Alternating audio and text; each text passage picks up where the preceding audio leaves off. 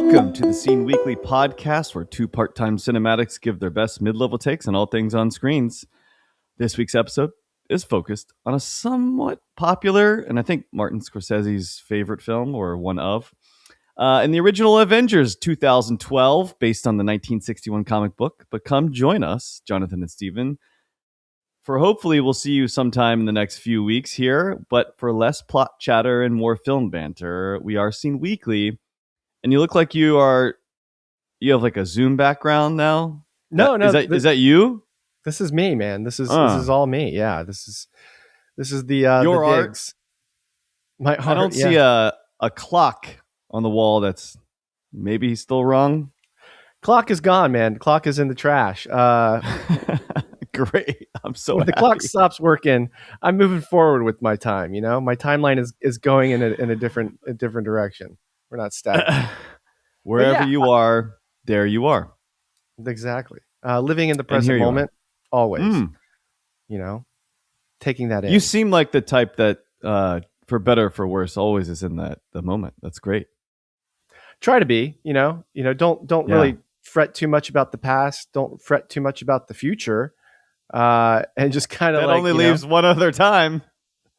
Right. No. And if you're not enjoying, don't really fret too much about the time of now. No, not really. I mean, what's there to fret about? But anyways, we've assembled. We have assembled. We have. Looks like you've lost a little poundage as well. How's that going? Yeah. The Ozempic is really hitting hard, man. Just sticking myself with needles and doing that whole thing. No, I've been running a lot. That's great. Isn't that so strange? Has anyone asked you, are you on Ozempic? Have they asked you yet? No, because the funny thing is I'm not. I'm moving so much that like you don't see. People see me in chunks, right? Maybe if I like go back, chunks. Maybe if I go back to like a place Nicholas. that I was, living. You just saw Nick, for example, and he hadn't seen you in a while. What did he say? Nothing. I don't think he's a runner himself. He gets it. He's like, he gets it. He's been running. Yeah. So, So I had a conversation on Sunday. We had a 4th of July, so a 5th of July birthday party with my wife's friends. They all, like all two of them, they came over, their families and things of that nature. And like a hot topic was just this, like, and there's a sundry of things that you can stick yourself with that makes you lose weight. One in which that is coming out evidently that helps you keep your muscle mass. But I had this one statement. I said it on a run right before having this conversation with people, ironically, that people, it's for somebody besides the diabetics, sure. But like I've always been, I like to get fat too, by the way. But I've always been the person just like take your daily dose of discipline and stop eating. That might be. Start there. But I thought about it, and there's so many like anecdotal evidence and as well as studies that have not stated like the happiness comes from the process. And that's, just think of any like athlete, for example, that like Katie Ledecky, when she won all her original, I believe, in the first Olympics, gold medals, and she was immediately in the pool. And Phelps and like Kobe Bryant and Jordan, when they win, they're like happy for a split second, and then even that night they're like immediately back to that process. And I think that's where happiness really actually resides for me as well. And then you're probably going to find out, you haven't gone through the process of building for months, 6 months now for your running to go to Korea. But like I feel like if you're just taking a shot, you're getting rid of that process, and therefore ultimately you're left with that trophy at the end, but you didn't work for it. So it's I hope these people find happiness somewhere, because it's not going to be found in that monthly shot just by the look of themselves. But anyway, well, and there's another kind of like curveball into that topic. In my industry, even restaurants are catering and changing their menus to people that are eating less. So not like tapas and things like that, but just smaller plates, smaller bites, smaller things. That's good. Because the food portioning, it's too much. Actually, that's great for you guys. Your margins are gonna shrink. I mean, yeah, my numbers are looking great, so wow, can't complain. Yeah, that's awesome. But anyway, completely off topic. Thor clearly was not on Ozempic when making the Avengers. Dear God, said he had to eat like less protein than I was expecting. Actually, I think he was eating, let's call him like 220 pounds or whatever he is. He was eating that like 220 grams a day. But to build true muscle, according to my wife, she's like 1.5. That's the threshold now. But anyway, when's the last time you've seen the Avengers? And don't go into the Infinity War or Endgame or anything like that. But when's the last time you've seen the original, 2012? It's funny. Like, these are kind of movies. I find myself like sometimes just putting on a comic book movie. Yes. Once every like for this movie, I think I watched it maybe 2 years ago. And okay.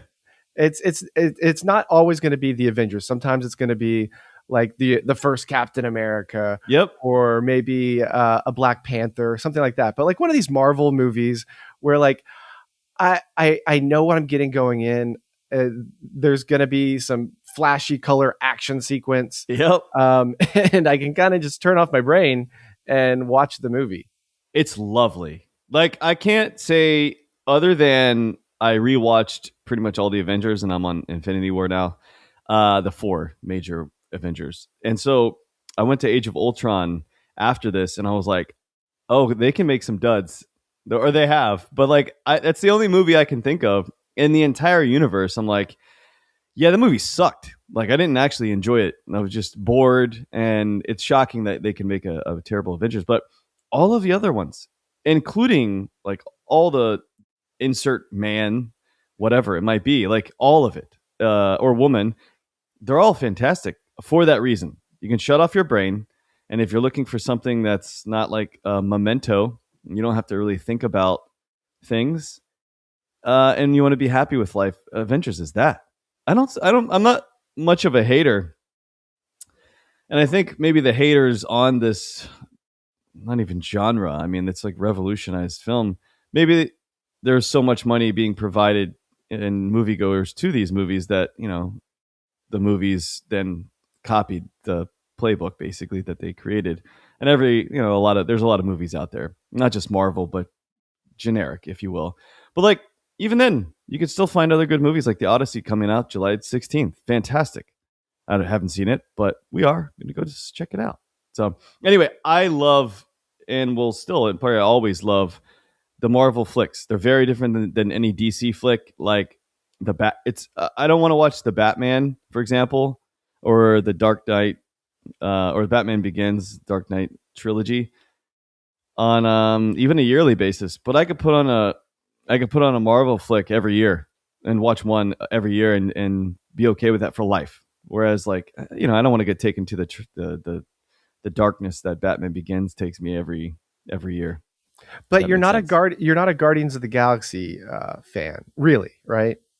Yeah, so I don't want to say that is... So Age of Ultron, I thought I disliked it. I thought it was like terrible, and I also couldn't understand why anyone would like it. Like, I couldn't find the redeeming value of it. But the Guardians of the Galaxy, I could see why a lot of people would enjoy it. Yeah, but it's not my... Even inside of the Avengers movies, when anyone of that group comes like forward, I'm like, yeah, they suck. I think it's because it's like for 9-year-olds, right? I think the level of jokiness and the Guardians movies, and even when they show up in the Avengers movies, it, like, I don't know, it waters down the seriousness or the epicness, I guess. I mean, of what's going on. I don't know. I mean, Robert Downey Jr. as Iron Man is just making jokes in every single movie. But his jokes are good. They are good. Yeah, they're like adult jokes. But then you have this little like 8-year-old, I don't know, like Groot just says, Groot just says like, I am Groot. And we're supposed to get what that, none of the jokes are very... They're not serious. Case in point, like, I was watching the Avengers, and like Iron Man, like, he does these throwaway jokes. Like he's about to like shoot up Hawkeye, and he shoot up whatever, you know, he like about to carry him up, Yeah. and he calls him Legolas, and it's just Yeah. like this quick little thing, but you get his humor, and it's just hilarious. Yeah, it's actually funny. Yeah, it's properly funny. Yeah, both of the movies for Guardian of the Galaxy, which I'll actually give another try. I don't dislike it though, but I could see why people. I could definitely see why people like it. It wasn't my cup of tea. You know what I think of though as the Avengers? Schitt's Creek is a very similar show effort to me.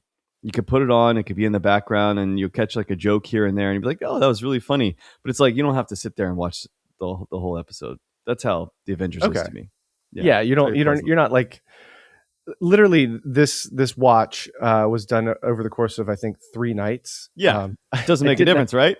It really doesn't. And you were probably like happy. Like that was the thing about these Marvel flicks. Like you turn it on, and you're like, I don't have to think about anything at all, and there's going to be explosions, weird love stories if you keep going with this series, which I didn't particularly like, I guess. But like it's just happy. There's nothing like sadness, even if everyone's gonna die, which like effectively every movie, that's pretty much what's gonna happen. The world is ending, and then of course you're like, yeah, it's not really gonna end, is it? You know? There's a fail. I hate it. Iron Man didn't really die, and then like how many times has Superman died in the comics? I mean, I don't know, maybe 3 or 4, but who knows? I hope people hate me on this. But would you like to go into the synopsis? I have it in front of me. I think everyone in the world. If you have the synopsis, this is the Wikipedia version. So when Thor's evil brother, played by Tom Hiddleston, Loki, gains access to an unlimited power of the energy cube called the Tesseract, Samuel L. Jackson, Nick Fury, director of S.H.I.E.L.D., initiates a superhero recruitment effort to defeat the unprecedented threat to Earth. Joining Fury's dream team are Iron Man, Captain America, the Hulk, Thor, Black Widow, and Hawkeye. And you could pretty much just go down that list of things. As the statement was, I think Josh, is there like, is the second S like elongated? No, I think it's just Joss. Joss? Yeah. Like Moss. Mm-hmm. So anyway, when he was Buffy the Vampire Slayer 1997, I don't know if you were big into that, but that was kind of, it was a big deal. And I had when I was getting a master's in sociology, there was a man getting his master's in sociology, and he wrote his thesis on Buffy the Vampire Slayer. For some reason, I always thought that was just weird. Not sure why. Did you read it? Watch it? No. Did you read his thesis? No. Oh, okay. I didn't. It would have been less weird, I guess, for me to be judgmental. But he was Joss. Just never heard this name before. But he was talking about how each one of these characters are like very individualized, which they are. They each effectively have their own movie, but like they're not really meant to be in the same room together, like collaborating, corroborating. And it's effectively like a family, like you and your family. You get together for Thanksgiving, and your dad's saying some bullshit, and your sister's going into some diatribe, whatever it might be. Like it's a weird dysfunctional family, I think. And I think that was probably the best way to put it. But he was saying that I think before, or at least in the midst of the build up to the first of the 1961 comic, he's like, that's the effort that I want to have. Like, make it feel like this dysfunctional family. And he does it. And that's like the theme throughout all the Avengers. They all have these like alpha female and male characteristics, but when they get together, it somehow works out. It really does. Yeah, I never watched any of Joss's. Is it Joss's or just like? Is it short for Jocelyn? I have no idea. Jocelyn? I don't know. But anyways, his earlier TV programs of Buffy and Firefly, I never watched them, but I do know that they had like these kind of original kind of cast of characters that they could, bring in and meld, and that's kind of why he was brought in to do this flick, was because you have these like these standalone superheroes, these big characters that have had, like you said, some of them their own movies and trilogies. But yeah, they have to kind of cohesively like have a dynamic or a dysfunction that makes it work. It's pretty cool. It's very cool. I mean, big fan of the banter. Imagine, I was thinking of like, this is like the DC original Batman and like the banter there. It was so cheesy from almost like black and white world. No. Oh, you're talking But about the TV show. yeah, Wham bam. yeah. Like this is this is pretty much that. But I laughed out loud. I don't know how often, but it's like probably all Robert Downey Jr. By the way, when was the first time they actually had that Robert Downey Jr. like, because 90% of his acting is in the suit, and then it's just like it's just his face with it's like just his face. But I love it. After like 30, 40 shots, I was like, I still love this shot. It's great. Whoever thought of that like originally did a fantastic job. Yeah, because it wouldn't work if you're just like constantly just showing him flying and talking. Like it doesn't, you have to see his facial expressions. You have to see his kind of like, he's a because person. he has a very emotive, like Robert Downey Jr. is I think a top tier actor. And he has really great facial expressions. Sometimes he does play a little bit one note, but that note is perfect. He plays one note, but he plays the one note well, for sure. I'll have to say, speaking of one note, why do all like bad guys in this universe, they all have like kind of like that deep, scruffly voice, no matter who they are? If you just go down the road of like even going to Thanos, why is it? Even like the robots that are bad just seems, I guess a high pitched voice is not very threatening. Yeah, I don't think it's very threatening. That's the main thing. But I mean, we do have like this interesting, I think this really interesting villain in this original Avengers film in Loki. He is brought in from, you know, the first couple Thor movies, and you know, you already kind of know that he's Thor's brother. This is kind of also like an interesting thing. Like this is like one of the first films, like you really have to do your homework if you want to like be caught up to know what's actually going on in this film, because they don't lay a lot of the groundwork of like who's who and what's what, because there's already been 5 or 6 movies before this to lay that groundwork. Every movie starts instantaneously. Yeah. I mean, as somebody who's watched like all the Tom Holland Spider-Mans, and then I went into hence the reason I'm in the Avengers, and then went to all the rest of them, and I was just like, it's immediate. They start, and here they are. The funny thing is, I started Infinity War right after this just to kind of see where it was going, and it's like it looks like you just jumped right into like this movie where it's like, okay, we're in this action scene, and Thor's about to get his head blown off, and like it's wild. Pretty good opening though. As somebody, I watched half the movie yesterday, and I was like, wow, this is like, because I went from Age of Ultron, and I was like, God, this is like so horrible. Like, how did they even, like, why? And then Infinity War, what a jam. And then Endgame, tip that cap.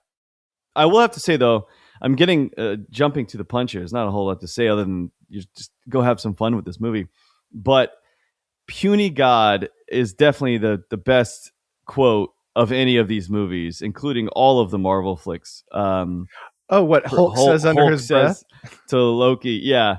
And I don't know how many times that's been played in our house, like on a weekly basis for sure. I've been called puny God, like if I stub a toe, for example. My wife will go, puny God. It gets referenced all the time, but that scene as well where Loki's just being slammed like repeatedly. It's the Marvel movies and the Avengers in particular, specifically Iron Man, like it's got that humor for not just Iron Man, but Hulk as well. And that scene in particular is just hysterical. Like anything Hulk does, even the characters, the Avengers, all the superheroes are like, you got him? Like in all the movies, they're like, Hulk, you're going to get this dude? Like, come on, where is he? It's just, you can't take this so seriously to be like, oh, I'm never going to see a Marvel movie, and this is the worst thing to ever happen to cinema. If this is the worst thing that's ever happened to the movies, I don't know. Go kick rocks. It's kind of silly, I think. And all the people that are taking the shit too seriously, they're fucking superhero flicks, for God's sake. Not everything's going to be the Dark Knight. This week's episode is sponsored by Soul Roots Running Company, where you can find the best covers for your feet that make you travel comfortably and quickly across sidewalks like Shell Silverstein. Soul Roots offers all varieties of running shoes, clothes, and accessories. And for 10% off, please use the code SCENE, SCENE, at checkout. And any order over $180 is free to ship anywhere in the continental United States. Head over to shop.soulrootsracing.com and fill up your cart for 10% off with the code SCENE. What did you say about Martin Scorsese? I haven't heard this quote about him enjoying these Marvel movies, or He not? doesn't like them. Oh, he doesn't. Okay, He does not. No, there was sarcasm. Yeah. Okay. Yeah, he doesn't appreciate them. And then Tarantino, I've read recently, probably because I was watching this, and then all these like interviews with Tarantino are coming up in reference to the Avengers and like the Marvel flicks. Clearly, people are listening to devices, but he was saying he doesn't take issue with them. He was just like, yeah, they're simple, basically. Scorsese is just like kind of actively, this is ruining my opportunity potentially to, I don't know, make some of his films or something, which I probably disagree with on its head and ultimately. But anyway, who's your favorite Avenger? Do you have a favorite? And I would say not just from the Avengers original, from the whole, it's just like the cinematic universe. Yeah, I mean, it kind of goes back to when you were introduced to these films, or not to these characters, I guess. Yeah. As a child, and it was always Spider-Man for me. Spider-Man was the guy that, you had the cartoons growing up, the comic books, all of that stuff. Super excited when 2003, when the original Spider-Man came out. Didn't really watch too much of the Andrew Garfield ones, but I do like the most recent trilogy with Tom Holland. Oof, pretty good stuff, good. So good. Yeah. But I think it's just he has really good quips. He's funny. Just a regular guy from Queens, kid, I guess. Yeah. And he's not trying to like save the universe. He's like just, fighting the Vulture and swinging around town. So Holland's dad was a stand-up comedian. I don't know if he still does it, but he grew up in a household where he's like, people like his friends would come over and just get ripped by the dad. So if you don't have thick skin, you're either growing it or just having to like, I don't want to hang out with you, Tom, like sort of thing. But I think he probably gets his humor from that. It looks like he doesn't really take life too seriously, which I very much appreciate. But I would have to say mine's changed over the years. And so Spider-Man specifically was, my go-to as a kid. But I would say in my late 20s and early 30s, I can understand Iron Man, and specifically, like when Downey took over the role, I was like, I can see this now. It's like I'm actually working myself. I'm nowhere near, of course, Iron Man, including with the suit. But like I like Iron Man more.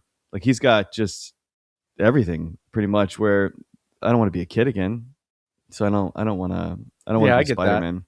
You want to be a billionaire. I want to use the like toys. Explode, like blow up islands. I don't know. Would you secretly judge somebody if like somebody is like, I really like Hawkeye, I think he's my favorite? So I thought about this and like what your answer would potentially be, and be like, is there a line? And you're like, Black Widow, love. Really, really see herself in me, myself in her. And I'm like, maybe. It's funny because like not a lot of people say Hulk. Yeah, I get that. Like even when they grew up on him in like the 70s, like people like Hulk, but they're like, it's never the favorite. Like the favorite. Yeah. But extremely important. You know what I like? I like monster dumb crushing Hulk rather than like smart Bruce Banner green Hulk. Like 100. Get rid of that stuff, man. I do not want to see Hulk carry a conversation. No. I don't. And if not for a long period of time, certainly. Like Robert Downey Jr. is the character, and they've got together in I'm blending movies now, but like in the Age of Ultron, there was a lot of communication in terms of like figuring out Ultron. for example. And yeah, there was too much chatter with Dr. Banner that it's like, yeah, just go, come on. Infinity War, it starts with like him trying to come out of his skin again, Hulk, and he won't. That's actually a cool concept. But yeah, the long diatribe conversations of how you're going to fix the world, or exactly how you're going to fix the world, I don't need to hear that either.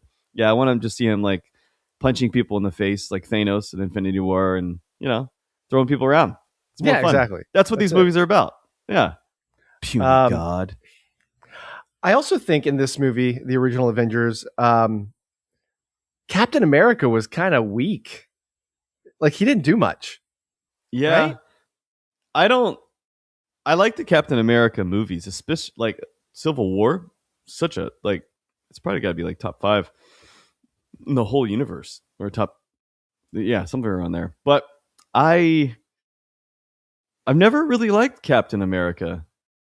I don't know. He's all right. The shield, I don't know. His weapon kind of powerful, but it's like, yeah, what are you? It's more defensive than anything, right? Yeah, you could throw it. It's like whatever. Yeah, that's cool. Like, yeah. I'm not a big fan. Like, even in this movie, like his big moment was like telling the police officers to go to higher ground and take people under the subways. Like that's what you have to do.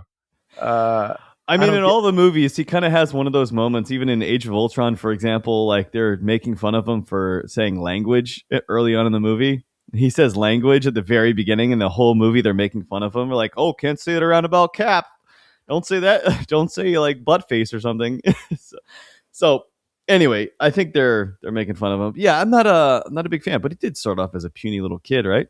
And then they're all mostly science experiments gone wrong. I do think that Captain America did have one of the funniest lines in the movie, and it's when they were on the helicarrier and they were trying to figure out, like, things were broken and whatnot, and he was teaming up with Iron Man, and Iron Man's like, "Tell me what you see, so I can help you figure it out. Tell me what you see."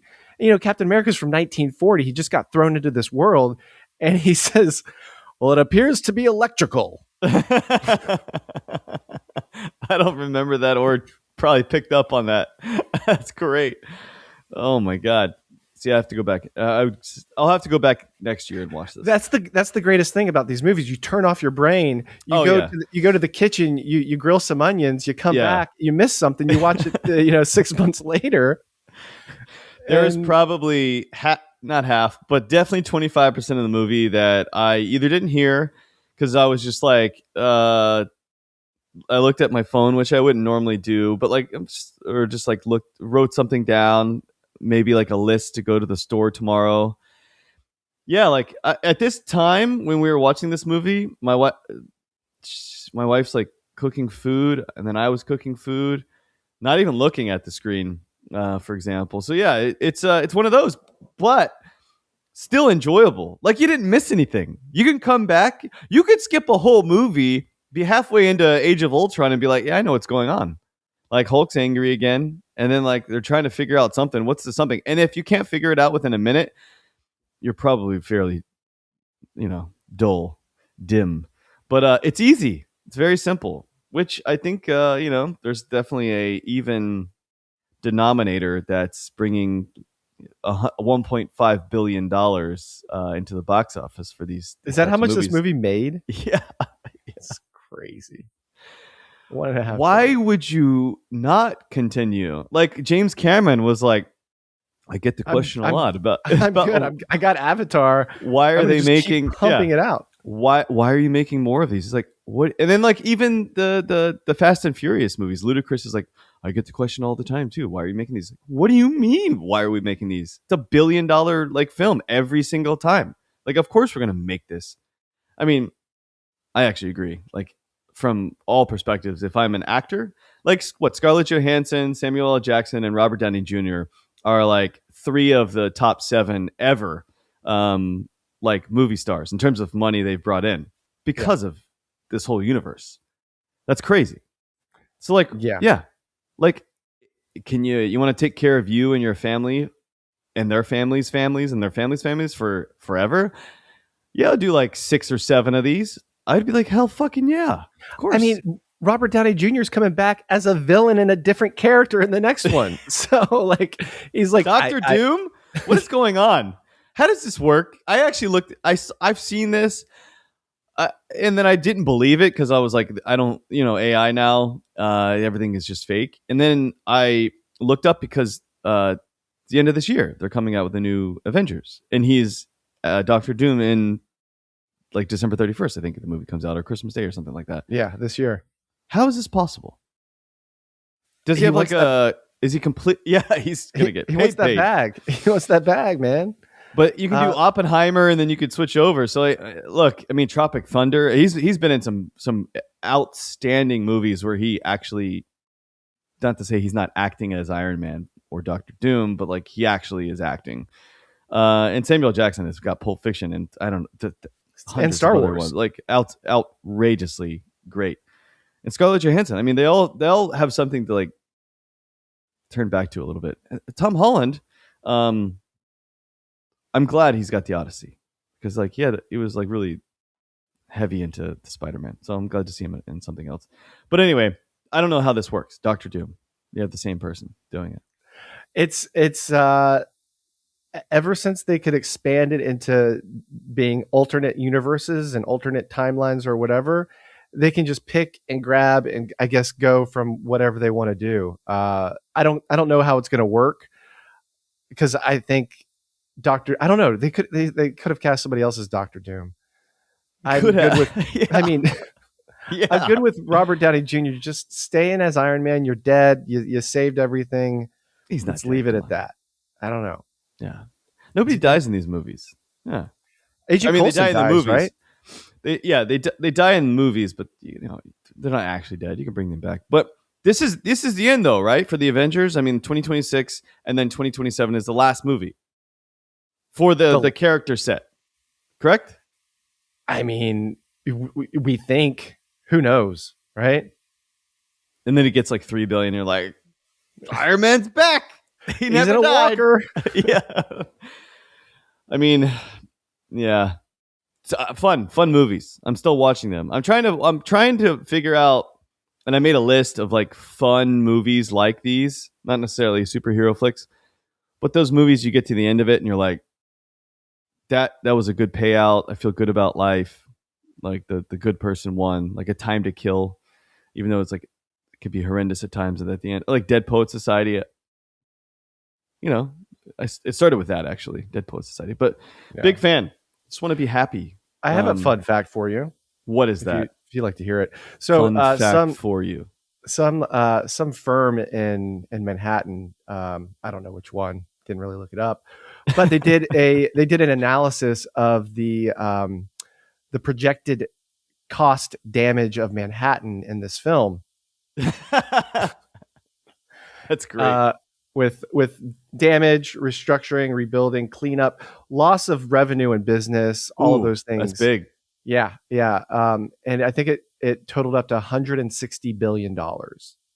That's it. I would have expected much more because like the destruction of just a single building would be top tier. Huh. I don't know. And the revenue, it seems like it'd be more than that. I was going to guess in the trillions. I mean, let me check my numbers here. But yeah, I mean, they went McKinsey.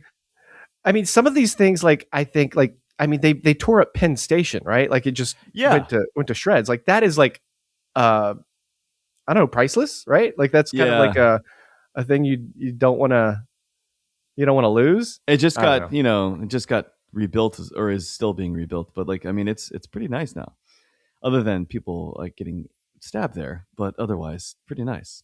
Also, let's talk about the fact that the governing body was ready to basically like throw their hands up and say, let's just throw a nuke on Manhattan. Let's just nuke it all out. But isn't that fun? I don't know. I love it when the solution is like, well, there's only one solution, and that's killing everyone. We got to contain this. Containment is. You'd be a good politician. Like I'm saying, killing everyone, and you're like containment. It's containment. We're just containing them, kids. Okay, just containment. That's great.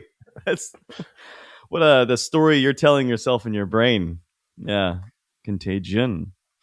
But anyway, Puny God, man, I could watch that over and over. There's going to be a time where I'm like, I need a little more substance in my life and have to move on to something else though. But it's not now. I just want to be happy-go-lucky before our competition in Korea. Yeah, I know. I think we should do a 2 or 3 week meditation on Korean cinema. Like really dive into like Memories of a Murder or Memoirs of a Murder. Haven't seen that one yet. There's a lot of Korean film I haven't seen. I know, but are you actually serious? I started it like a year ago, and I was like, wait, I'm not ready for this, so I didn't. That is a movie that if you're not ready for it, yeah, take a pause. But you know the backstory at the ending. Nope, nothing. You don't know the okay. I mean, this is no reason to mention it. Don't look it up. Okay. And I'm not saying the actual. I am saying the actual movie ending as a referential point, but like, it's based on a true story. I didn't know that either. Okay. Yeah. Well, but I won't look up the true story either until I watch the film. Tarantino considers that the best Korean flick, as well as one of the best films of all time. So I would agree. Yeah. I saw it when it came out. Terrific. I haven't seen it in a while, though. I would love to do that. By the way, considering the fact that we are traveling to Korea in just under 6, where I'm going there to Tokyo first in under 6 weeks. I have a story, and I think I actually told this on the Train to Busan podcast, where I actually watched Train to Busan on the Train to Busan, and the one where the zombies actually start to get really wild. I was watching with a friend, my friend Nanny, and we looked to the station where they were getting really wild, and we stopped at the station once they stopped in the movie at the station, and then we realized we were sitting in the same car, not the same seats, but the same car as they were. And I was like, what the fuck? It was a wild moment where we were halfway drunk and freaking out for a little bit, like little girls. A lot of fun. We should watch, because we're going to take a train to Busan from Daegu. True. We should, it's only 39 minutes. We should, to watch that scene. A third of it. Yeah. A third of it. Yeah. A third of it. But anyway, fun times and fun times ahead with some Are you giving ratings this week? Yeah, let's do it. I got it. Okay. I don't know how to rate Marvel movies. I know how to rate anything that James Cameron is putting his name on in the last few years, which would be shite, other than box office bonanza. I love these films, and this is actually a legitimately great superhero film. I still don't really know how to frame it. I could never give it 5 glasses. So I'm gonna go ahead and give it four glasses. And that's a really good statement, but I think in the terms of substance, anyway, I don't want to break down a Marvel film too much, or the Avengers or superhero film. This isn't like Batman Begins to me. It's a different genre almost. I was happy as shit. Yeah, I think they kind of started their own genre. They did something very unique with building a cinematic world that we haven't really seen before. It definitely paid off in the profits. But I consider this.